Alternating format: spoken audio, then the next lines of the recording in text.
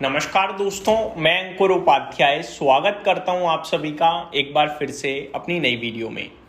दोस्तों, दो दिग्गज कंपनीज के नतीजे आए हैं। दोनों निफ्टी की दिग्गज हैं।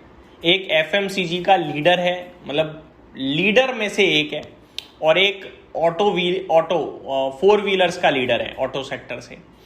पहला है आईटीसी, जो कि टोबैको का तो लीडर है ही है और एफएमसीजी में वन ऑफ दिग्गज कंपनी है। एक है मारुति सुजुकी इंडिया, जो भारत देश की सबसे बड़ी, आप ये कह सकते हैं, फोर व्हीलर कंपनी है।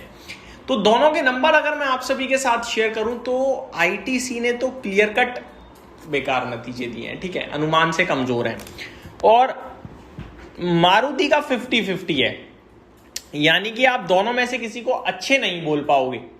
तो शुरुआत करना चाहेंगे आईटीसी के साथ। अब आईटीसी के रिजल्ट्स की बात करी जाए पर्टिकुलरली तो 3.5 लाख करोड़ का मार्केट कैप है इस कंपनी का, मैं आपको बताना चाहूंगा, और बड़े लंबे समय से एक अंडर परफॉर्मेंस चल रही है। ऊपर में करीब 499.96 रुपीज का इसने हाई हिट किया हुआ है, यानी राउंड फिगर में 500 रुपए का।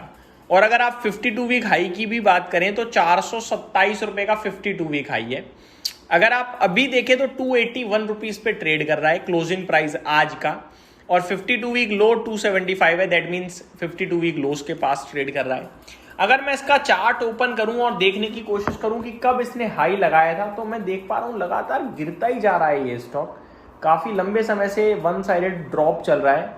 इस स्टॉक ने जो अपने हाई दिखाए हुए हैं वो मैं देख पा रहा हूं करीब 2024 सितंबर में 528 रुपए का इसमें हाई दिख रहा है मुझे। तो फिर ये 499 का लाइफ टाइम हाई क्यों दिखा रहा है? तो आई थिंक कुछ मिसअंडरस्टैंडिंग जरूर है, क्योंकि चार्ट तो कुछ और ही कह रहा है भाई। तो काफी बड़ा फॉल देखने को मिला है हम सभी को, ठीक है। अब सवाल उठता है नतीजों का, तो पहले रिजल्ट डिस्कस करते हैं। Stand alone net profit 4900 crore से घटकर 3580 करोड़ पे रह गया है। तो मुनाफे में काफी बड़ा ड्रॉप आया है। अच्छा, मार्केट को भी पता था कि ड्रॉप आएगा, लेकिन बाजार 4000 करोड़ का अनुमान लगा रहा था, जिसके सामने राउंड फिगर में अराउंड 3600 करोड़ के पास पहुंचा है मुनाफा। तो काफी बड़ा वीक परफॉर्मेंस कहूंगा मैं ये। रेवेन्यू की बात करें 19,700 करोड़ के सामने 16,910 करोड़ पे रेवेन्यू आया है, घटकर आया है। अनुमान भी घटने का था, लेकिन अनुमान 17,300 करोड़ का था, जिसके सामने 16,910 करोड़ पे आया है। तो ये काफी वीक है। बात करूं अगर एबिटा की, कामकाजी मुनाफे की, तो एबिटा 6300 करोड़ के कंपैरिजन में 4,500 करोड़ पे आया है। तो ये काफी ज्यादा वीक हो गया है, जिसमें अनुमान करीब 5,000 करोड़ के समथिंग का था। तो सब कुछ एक्सपेक्टेशंस यही थी कि साल दर साल घटकर आएगा, लेकिन जितना घटने का अनुमान था ये उससे भी ज्यादा कमजोर आया है, यानी मिसेज एस्टिमेट, सिंपल लैंग्वेज में बोलना चाहूं तो क्लियर कट। अगर मार्जिन्स की बात करें तो 31.7% के कंपैरिजन में 26.7% पे आए हैं, जिसमें अनुमान 28.6% का था। तो ये भी अनुमान से कमजोर ही है काफी ज्यादा। तो नंबर हर एक पैमाने पे कमजोर लग रहे हैं दोस्तों, मतलब मजा नहीं आया है। टेक्निकली वीक है ऑलरेडी, यही बोलूंगा। देखो, टूटा हुआ काफी है, लेकिन इसमें फ्रेश एंट्री और एवरेजिंग नहीं लेंगे। क्यों? ये जो शेयर है ना, नंबर्स के साथ परफॉर्मेंस नहीं दे रहा, और ये एक ऐसा शेयर है जो जल्दी से नहीं चलता, तो हमें जल्दबाजी करनी भी नहीं है। ये बहुत मौके देगा, जब चलने लगेगा ना तो दिखेगा, और मौके बहुत देगा, तो जब चलेगा तभी लेंगे। क्यों पैसे को ब्लॉक करना अपने? तो मैं इसलिए यहाँ पे इस शेयर से दूर रहने के लिए ही कहूँगा। अभी मुझे कुछ भी नहीं दिखता। जिनके पास है वो क्या करें, वो भैया अपनी मर्जी के हिसाब से देख लें। बाकी मेरा मानना यह है कि आप कहीं और लगाओगे तो एक्शन रहेगा, ये तो डल है।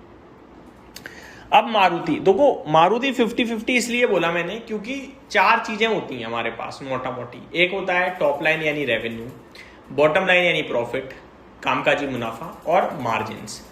इन 4 में टॉप लाइन और बॉटम लाइन जो होता है, प्रॉफिट और रेवेन्यू, ये अच्छा आया है इस कंपनी का, और एबिटा मार्जिन्स खराब आए हैं अनुमान से। तो ऑपरेशनल बेसिस पे वीक, ओवरऑल बढ़िया। अब चलिए समझते हैं। मुनाफा कंपनी का आया है 3700 करोड़ के सामने 3350 करोड़ का, घटकर आया है, लेकिन अनुमान था 3264 करोड़ के प्रॉफिट का, उसके सामने अच्छा आ गया है। रेवेन्यू की बात करूं अगर 38,400 करोड़ से 52,456 करोड़, बहुत तगड़ा रेवेन्यू क्लॉक कराया भाई कंपनी ने।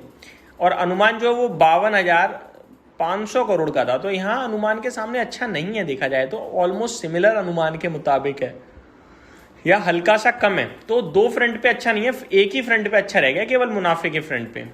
एबिटा अगर आप देखें 4,000 करोड़ के सामने 4,311 करोड़ पे आया है, जिसमें अनुमान 5170 करोड़ का था।